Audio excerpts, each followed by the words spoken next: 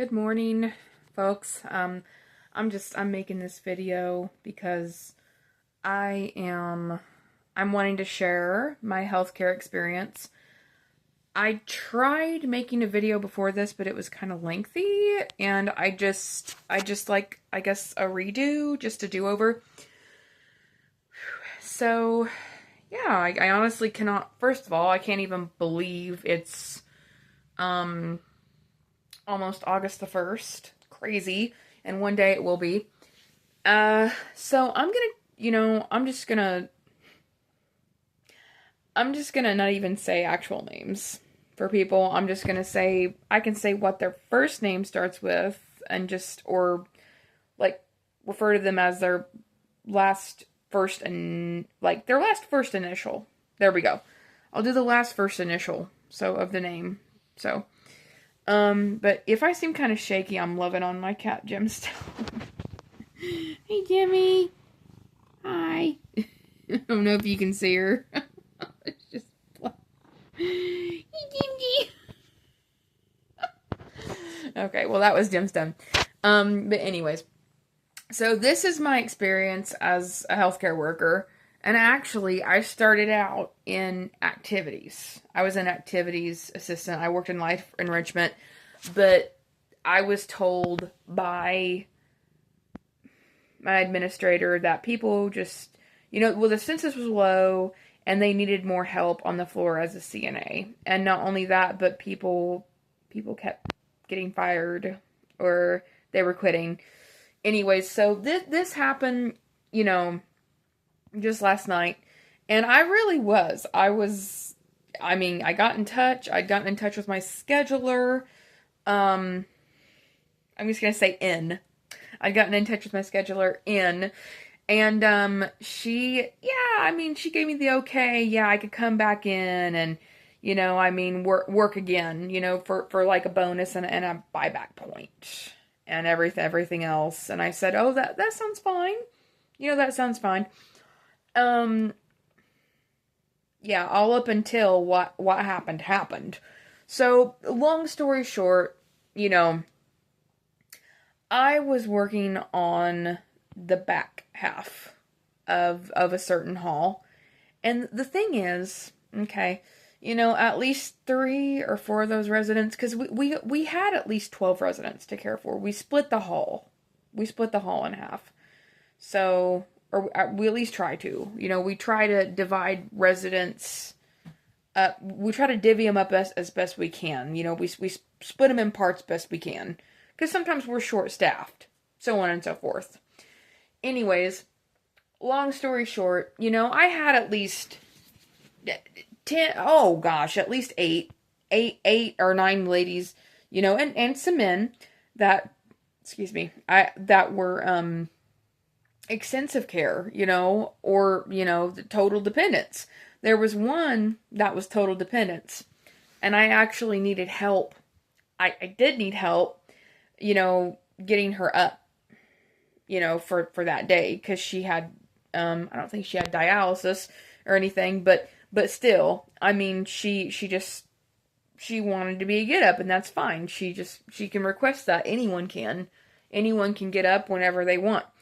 But anyways, it's residents' rights, it's a human right. Anyways, so something did unfortunately happen, and a woman, we're just going to call her, let's see, what was her name?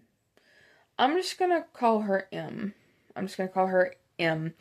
And so, she needed postmortem care, and then, the nurse said, well, anyone who came in that room, anyone who really interacted with her, and, like, laid eyes on her, on M, they really need to write a statement. So, this is driving me nuts. I don't have a barrette by me, unfortunately, but anyways, we need to write a statement and everything. And, so I did, and then my coworker, we're just gonna call her T, she just kept freaking out about it and worrying about it, and then we were asked to do postmortem care. So, and before we started, I said a prayer, because that's just what I prefer to do. I'm a Christian, and it's just, it helped me feel better. It really helped me feel better as I was cleaning her up. And you know, and I said a silent prayer, but I was like, okay, okay. And T said, "Oh, I'm just so worried. I'm so worried they're going to blame it on me." I said, "Hun, I don't think you have much to worry about. I can't see them blaming it on you because when you look at the, you know, when you look at it, she couldn't have been gone for more than an hour, maybe 2 hours at most, you know, by the time they discovered she wasn't still breathing. I mean, because when you think about it, you know, rigor mortis, it takes at least 12 hours, you know, for the body to be real stiff, so there's no way it could have been 12 hours. Because, you know, at this point, you know, we were cleaning it up and it was towards the end of shift. And I said, you know, honestly, the body, it probably takes just a couple hours for the body to start, you know, for rigor mortis to start setting in. It probably takes like a few, cause she made this comment, like she said, "Oh, well, the body's really cold." And I said, "Well, yeah, that's when I said it generally takes a few hours, you know, basically for it to start setting in." And she was just freaking out, and I was trying to put her at ease. I said, "Hun, I really think it'll be okay. Like, I really don't think you have much to worry about. It'll be okay." Like, and I said, "But honestly, I'm gonna need help, you know, getting Em up and, you know, like, ready to go, you know, and like, cause she was a Hoyer lift." So, and, you know, I said, and I still have other, you know, a couple other bed checks to do. And, you know, I'm going to need help changing.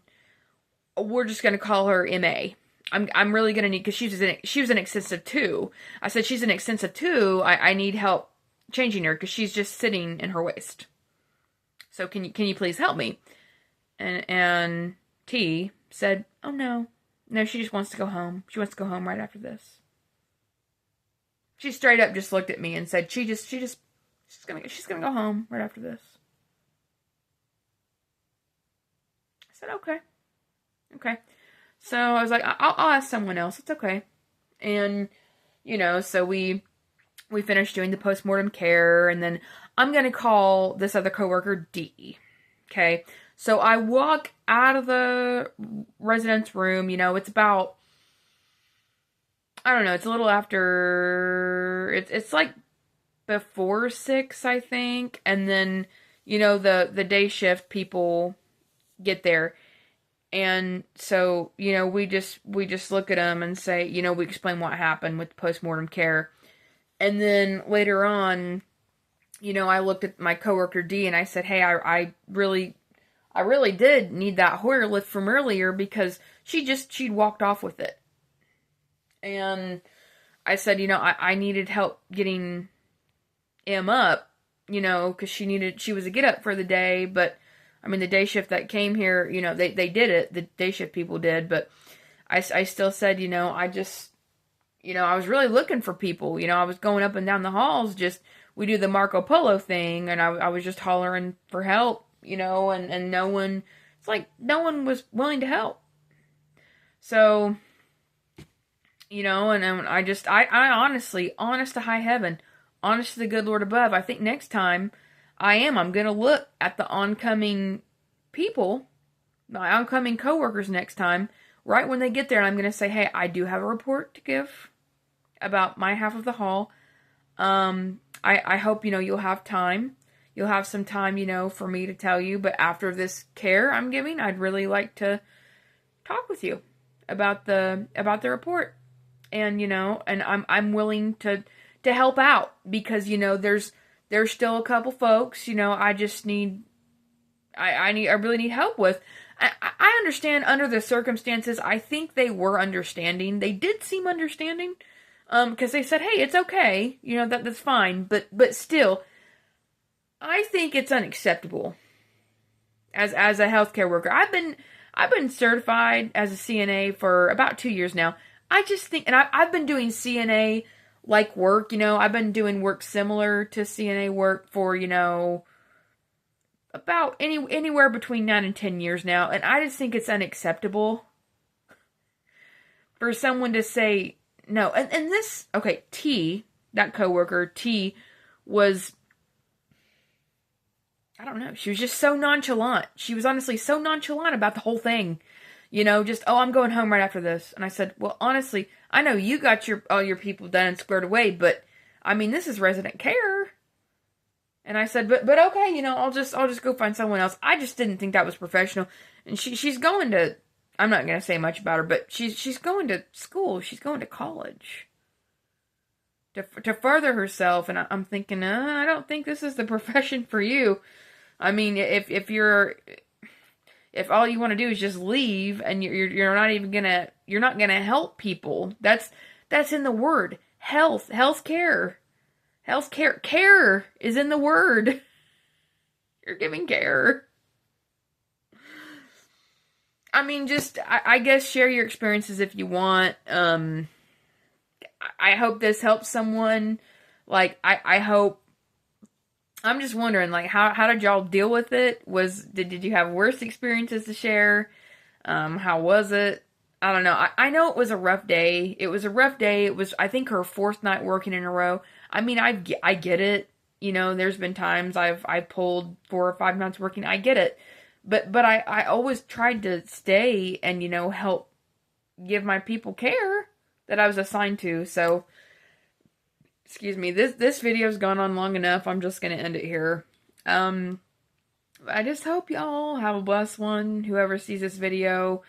I did want to add, I remain professional. I tried to be, I really made an effort to be as professional as I could. I was as kind as I could given the circumstances. But I'm gonna end it here. Alright, peace out. Feel free to share if you want.